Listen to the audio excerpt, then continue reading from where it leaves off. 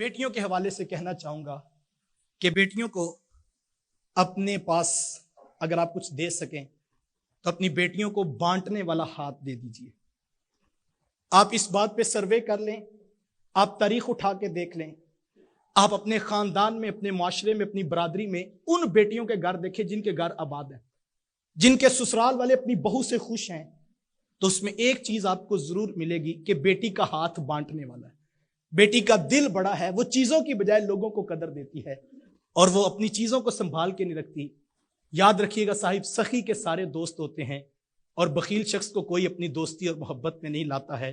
हमारा मसला ये है कि हमने सारी जिंदगी अपनी बेटियों को ये बताया होता है कि चीजें लेकर जा रही है, बस ये तेरी हैं और किसी के काम नहीं आनी चाहिए, जो मेके से तुझे मिला है। और वो सारी जिंदगी जहेज की चीजों पर जो है वो काबिज बन के बैठती है। और अगर किसी के चाय के बर्तन भी इस्तेमाल हो जाएं तो घरों में कोहराम मच जाता है।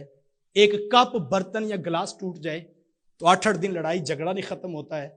और हम कहते हैं कि ये मेरी माँ की दी हुई चीजें थी, सारी खराब हो गई हैं। खुदारा चीजों की बजाय अपनी औलादों को, अपनी बेटियों को स्पेशली, लोगों की कदर सिखाइए।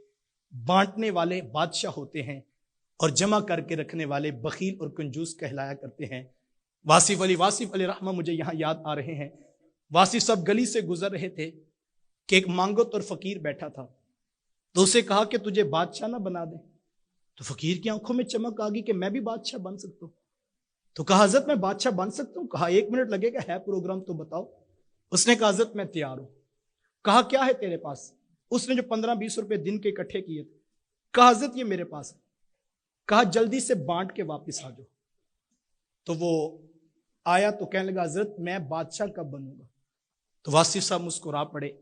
कहा तुझे पता ही नहीं लगा, जो सब कुछ उसके नाम पर बांट देते हैं वही हकीकत में बादशाह होते हैं। हुजूर वाला बेटी को बादशाहत सिखाइए, बेटी को कंजूसपन और बखीली ना सिखाइए, बेटी को बांटने वाला हाथ दे दीजिए।